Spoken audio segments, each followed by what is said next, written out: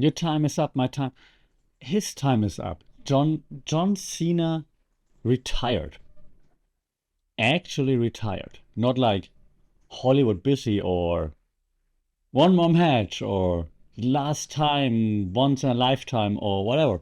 He's done. John Cena is done, and the crowd reacted in disbelief and bargaining that can't be it, and in denial. Did he actually really tap out? We all knew this day was coming, right? We just collectively agreed that we're not gonna emotionally prepare for it, because we knew John Cena would defy the odds. He would not go down like others before him. So this story today, this episode, is not about wrestling per se. It's about how audiences, how we handle endings in a culture that actually really hates them.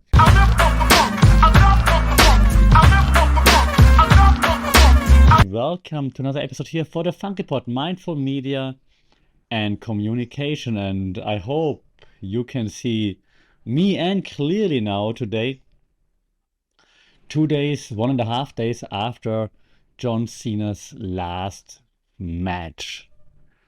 And why this hits so hard and why there are so many articles and episodes and YouTube breakdowns about how John Cena went out is just because he was that important. It's not just a wrestler, and love him, hate him. I was one of those teenagers or 20-year-olds who was yelling Cena sucks or all their power once I got back into wrestling. As most people, I lost the passion for it for a bit and it came back.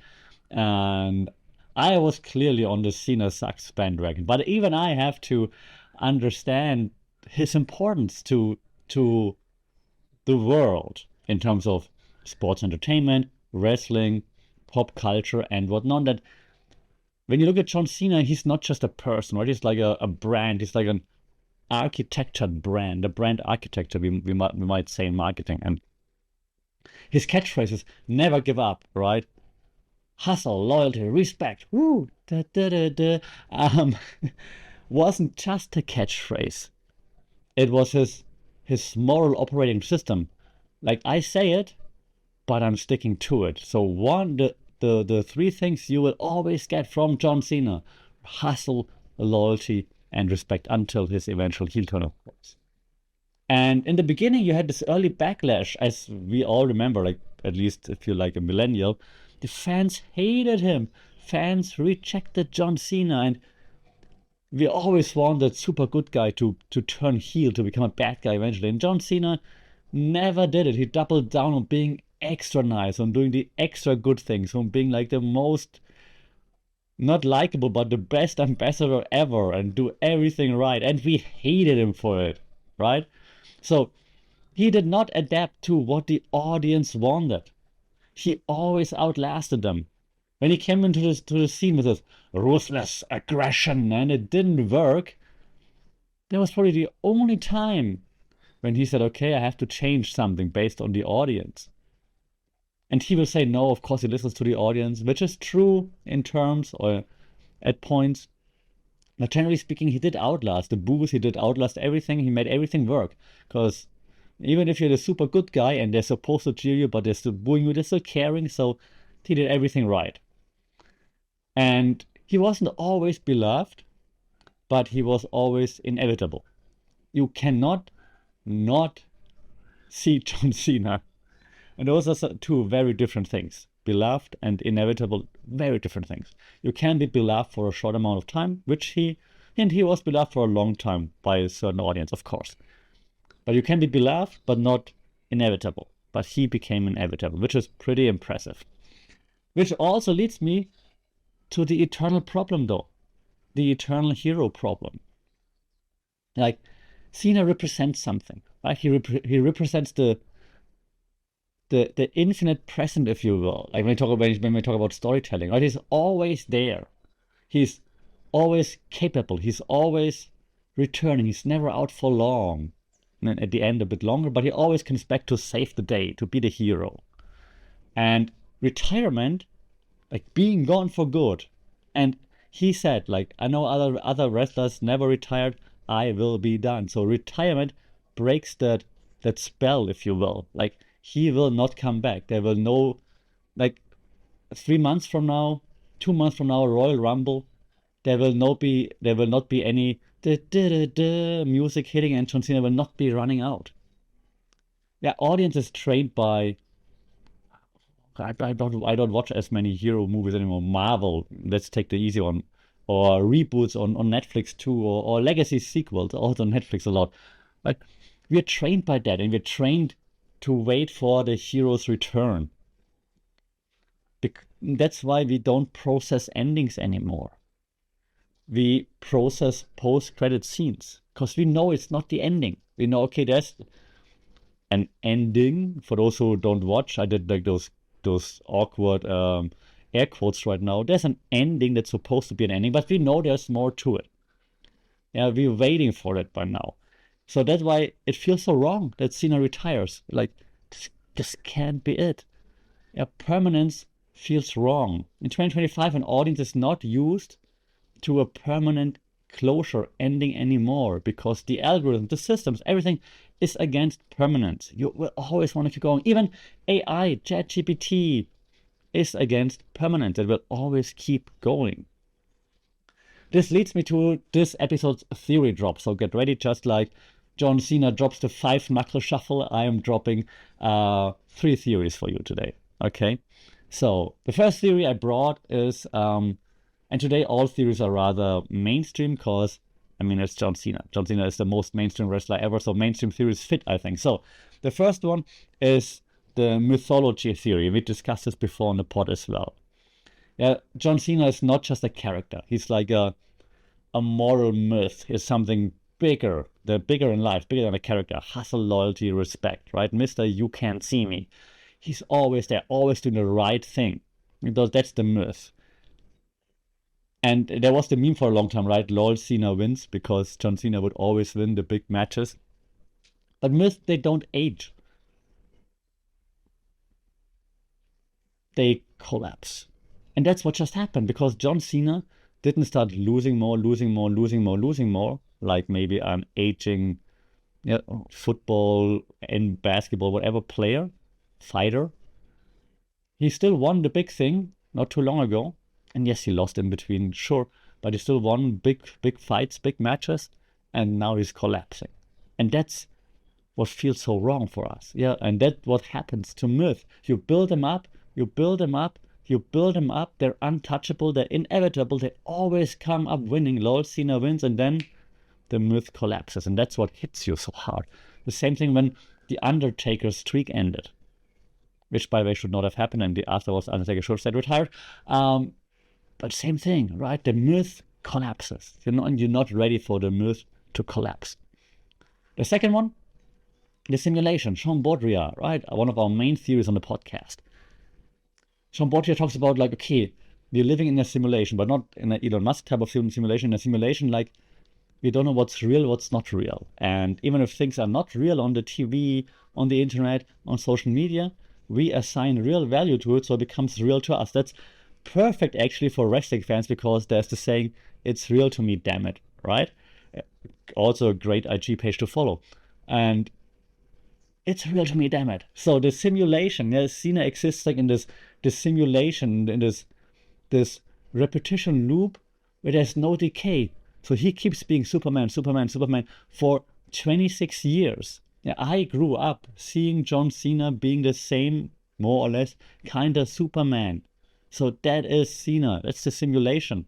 It's not real. Of course it's not real. And you know about a little bit about his real life troubles and divorce and whatnot.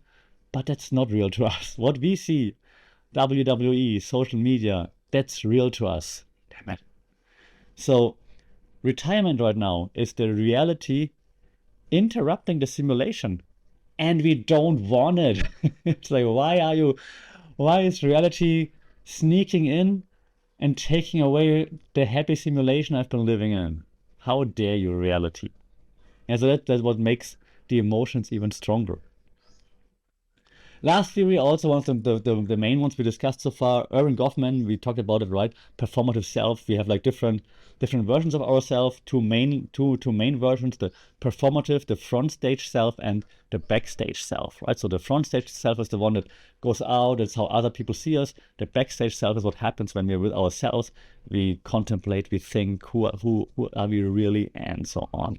And John Cena never dropped the mask.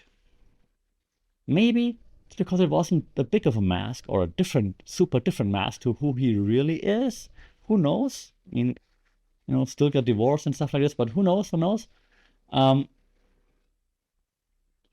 but the performative self, yeah, the front stage and the backstage self, seem to be very closely aligned in this case, which is very interesting, and which also led, of course, to this big connection. Good, let's go Cena, to bad, Cena sucks. But you had a very strong connection because what he felt authentic. What he performed, what he showed felt authentic. Why? Because it was consistent.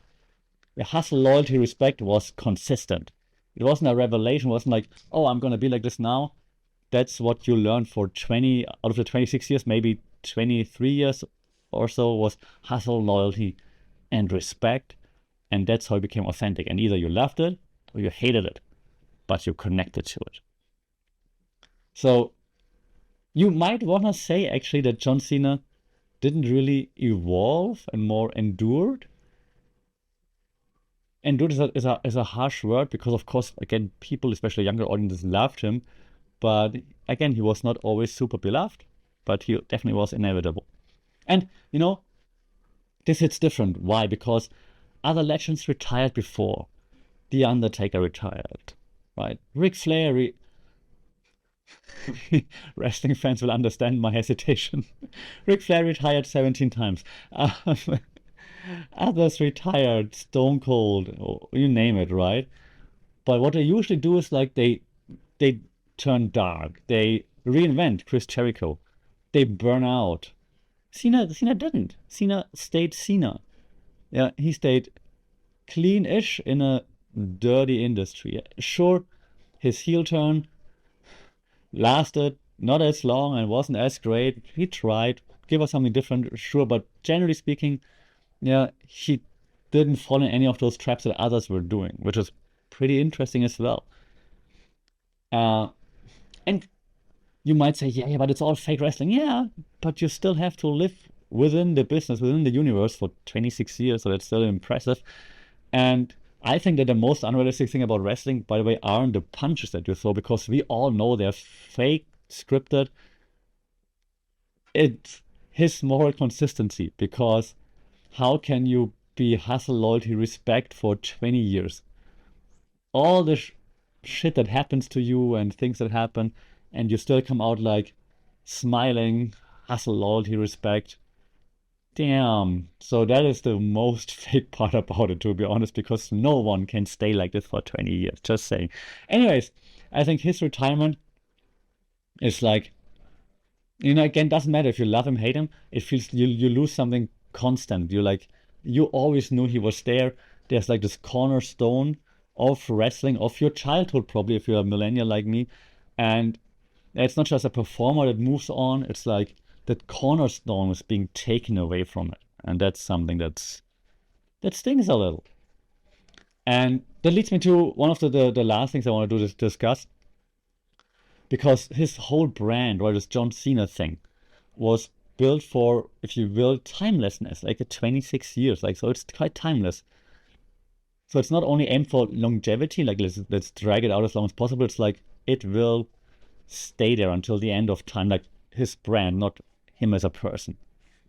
The thing is, yeah, not him as a person, time always wins. So of course he has to move on. So wrestling fans, media audiences, everybody who's watching struggle with, it's built for eternity. Hustle, loyalty, respect is, yes, above all. But the character who portrays it has to move on. That's what you struggle with. Yeah. And that's what we struggle with all the time. We struggle with like aging heroes, with closure, finality. like you watch your favorite fighters in the UFC, boxing, your favorite players in the NBA, and you're like, damn, they don't have it anymore. We're all getting older, and that's what we struggle with. So we don't want heroes to retire because they're special to us. They hold up more. They're not meant to be aiming for longevity, they're meant to aim for eternity. Our heroes should be there for eternity. And so if they need a break, sure, but we don't want them to retire. They can pause. John Cena, go do your Hollywood stuff.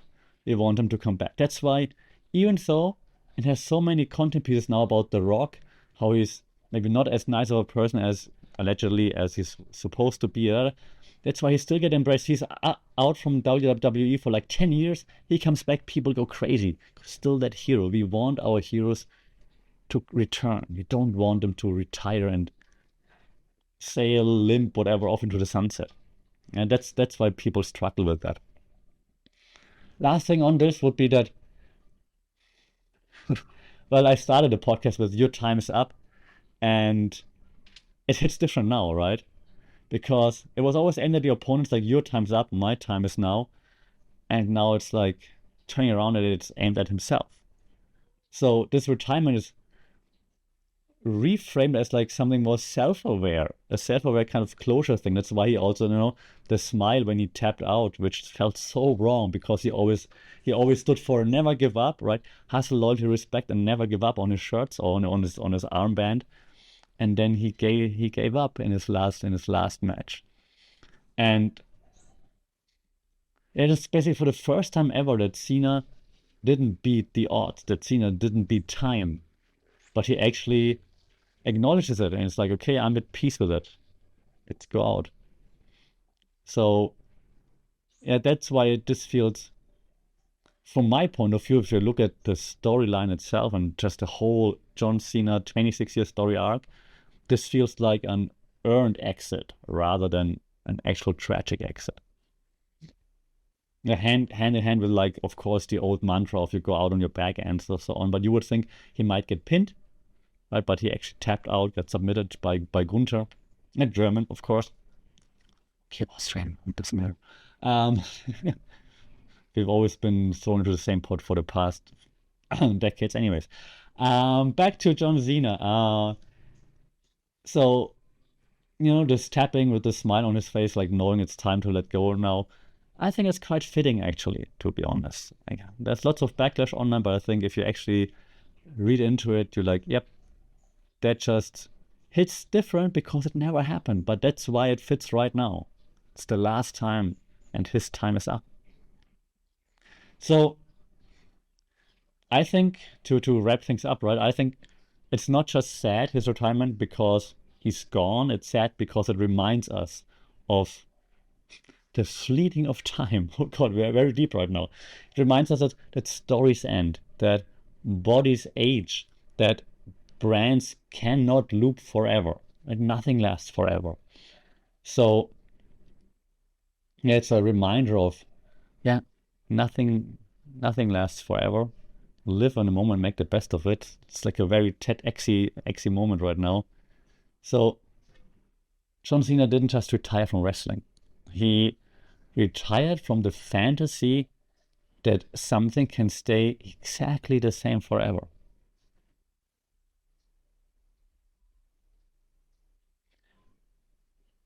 That's it with the Funky Pod. Thank you for joining for this somber moment at the end. Let me know how it made you feel. How did you feel seeing John Cena tap out, John Cena retiring? Are you Let's Go Cena? Are you on the Cena suck side? Shout out in the comments. Let me know at FunkyPod on social media. Like, share, subscribe. That always helps the channel. That would be nice, reaching more people, having broader discussions. Until then, stay safe, take care. Try to tap out a 2. Howdy, cap.